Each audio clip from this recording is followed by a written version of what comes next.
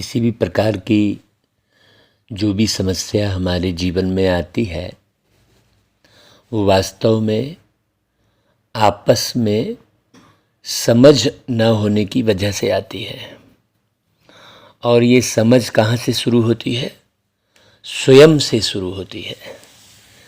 जो व्यक्ति जितनी समझ रखता है वैसा ही वो व्यवहार करता है, वैसे ही उसके संस्कार बनते हैं और वैसा ही उसका परिवार बनता है। और बहुत सारे परिवारों से मिलकर समाज बनता है, बहुत सारे समाज से मिलकर ये पूरा संसार बनता है। तो हमें बारीक बात समझनी है। समझ कौन सी? समझ अपने जीवन की। भाई ये जीवन कहाँ से शुरू होता है और किस प्रकार से रन करता है और कैसे हम आगे जीते हैं।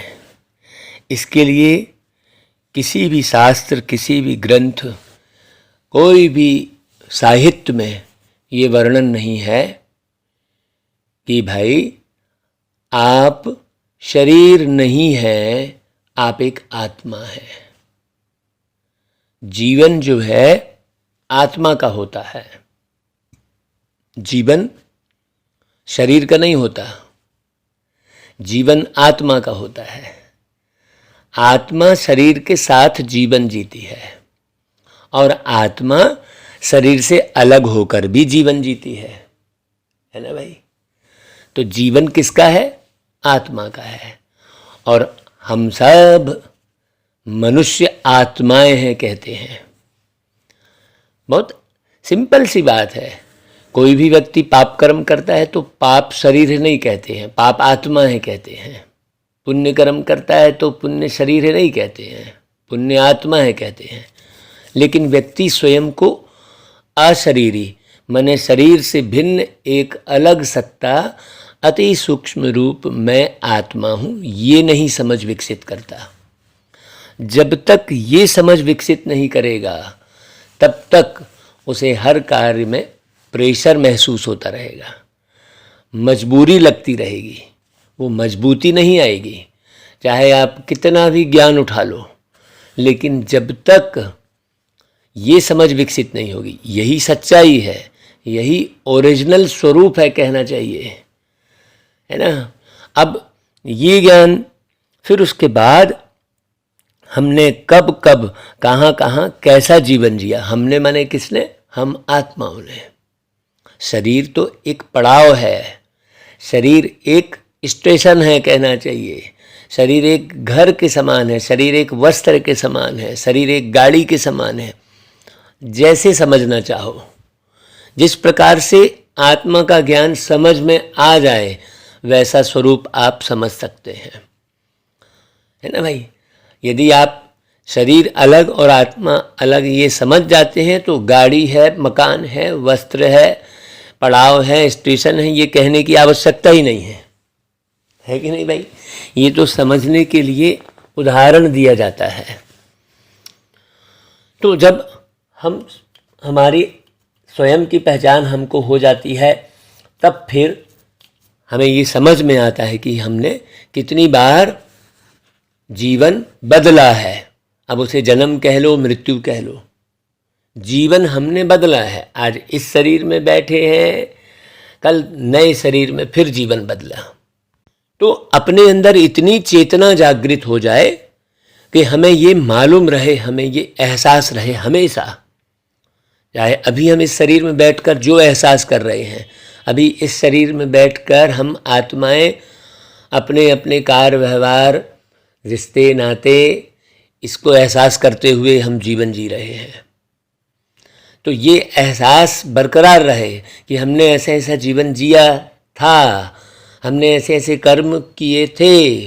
अभी हम इसी जीवन में रहते हुए, इस शरीर में रहते हुए ही अपने कर्मों को भूल जाते हैं।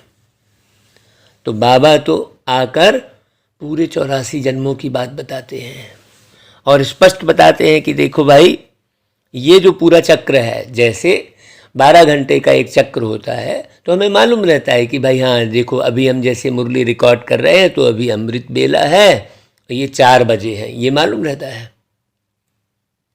तो ऐसा ही उस समय की भी जानकारी रहे कि अभी ये अंतिम जीवन है, अब जन्म कह लो चाहे जीवन कह लो, अभी ये अंतिम जीवन है। जैसे भाई सुबह की शुरुआत कोई 6 बजे से करता है, कोई 5 बजे से करता है, कोई 4 बजे से करता है, किसी के लिए रात को 2 बजे ही सुबह हो जाती है? और किसी के लिए 12 बजे ही नया दिन हो जाता है, है ना, नई तारीख आ जाती है 12 बजे। अब जब नया वर्ष होता है तो 12 बजे रात को पटाखे फोड़ना शुरू कर देते हैं लोग कि भाई हाँ 1 तारीख आ गई, 12 बजे के बाद ही। तो कोई कहीं से शुरू करता है, कोई कहीं से शुरू करता है। अब जहाँ से भी शुरू कर लो, लेकिन चक्र तो वो 12 घंटे का ही कहलाएगा एक दिन में। चाहे जहाँ से शुरू कर लो, चाहे आप रविवार से शुरू कर लो, घूम फिर के वो 7 दिन का ही चक्र कहलाएगा। तो ऐसे ही ये 84 का चक्र हमें पहचानना होगा। शास्त्र में लिखा है लख 84 भरम गमायो। लख यानी होता है देखना, लोगों ने उसे लाख समझ लिया, सबसे बड़ी भूल हो गई। 84 लाख योनि में भटकते हैं कह दिया। अब योनि शब्द तो है ही नहीं उस चौपाई में। लख 84 भरम गमायो, बड़े भाग्य मानुष तन पायो। अभी तो मनुष्य है ही नहीं, मनुष्य होकर भी कोई व्यक्ति मनुष्य है क्या? नहीं है। मनुष्य होकर भी पशुता का व्यवहार करता है, कुत्ते की तरह भौंकता है, शेर की तरह दहाड़ता है ना, जोंक की तरह चिपकता है, मच्छर की तरह एक दूसरे का खून चूसता है। आप देखिए ना भाई, शुअर की तरह शराब पीकर पड़ा रहता है किनारे नाले में। सारे व्यवहार तो उसके जानवरों की तरह है, मनुष्यता है ही नहीं। तो लख 84 भरम गमायो, बड़े भाग्य मानुष तन पायो में योनि शब्द है ही नहीं, न लाख शब्द है। अब इस चौपाई को अगर हम अच्छे से समझेंगे तो 84 लाख योनि में मनुष्य भटकता ही नहीं है, स्पष्ट है। उसमें भाई समझने की जरूरत है। जब तक हम एक एक बात समझे नहीं है, कहीं भी भटकेंगे ही भटकेंगे।